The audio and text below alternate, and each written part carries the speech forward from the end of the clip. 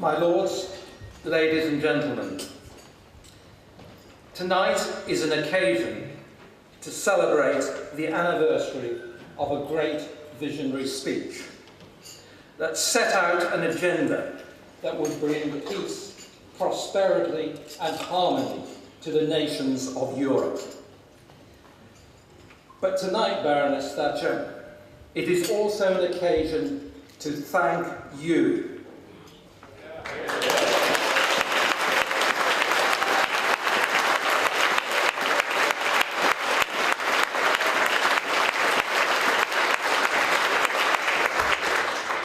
To thank you, Baroness Thatcher, for everything you have done for our country.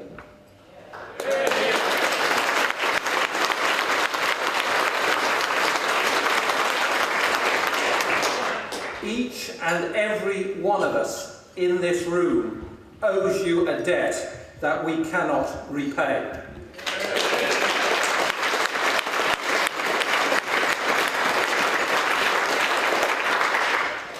You and a small band of colleagues, of whom we are proud to have the most stalwart with us tonight, and I refer to Lord Tevitt of Chingford.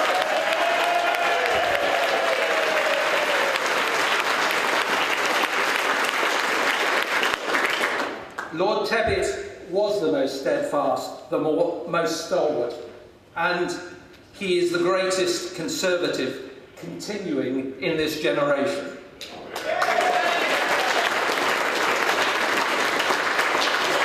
It's quite a title you've now got, Norman. Lord Tevitt of Chingford, Companion of Honour.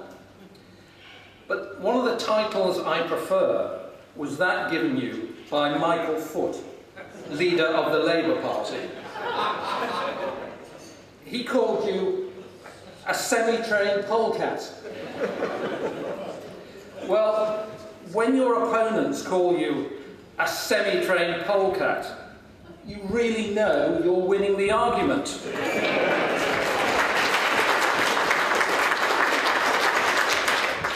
But I've got some bad news for you tonight, ladies and gentlemen.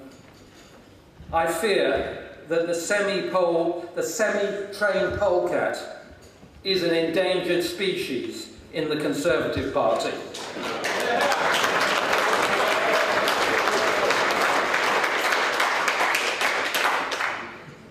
Baroness Thatcher, I believe that the principles that you enunciated when you became leader of our great party in 1975 are even more relevant today.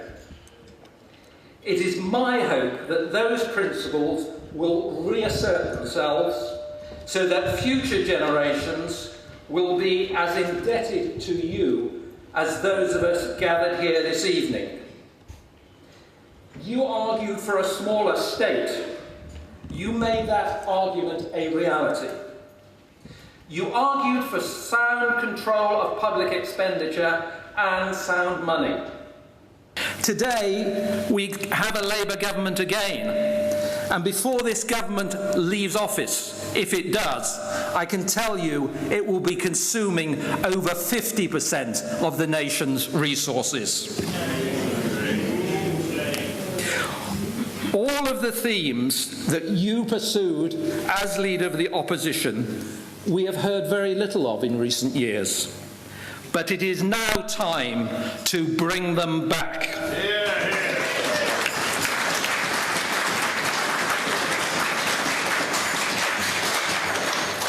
Today, Britain faces a crisis as serious as any that you faced as Prime Minister.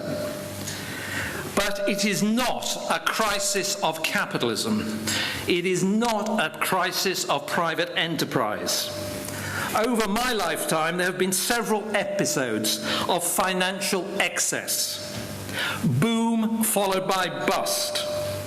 And at the heart of each episode is a government that has created monetary excess. Today is no different. Our Prime Minister, Gordon Brown, argues that the answer is more regulation.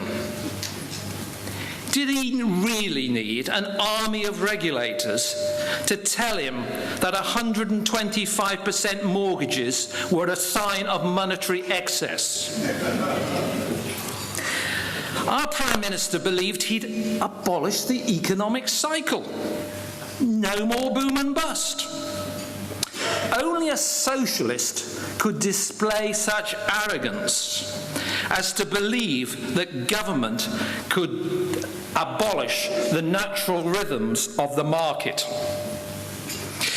He has dubbed his period as Chancellor of the Exchequer the age of irresponsibility. Everybody was irresponsible except him. But I think he's misdescribed that period. I think it would be more accurately described as an age of illusion. The illusion of prosperity was created. The illusion of prudence was created. The reality was profligacy on a great scale.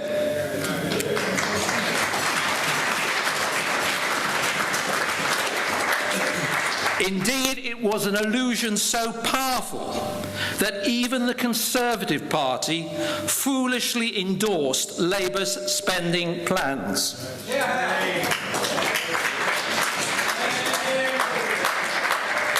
Now the Conservative Party seems uncertain what to say or think.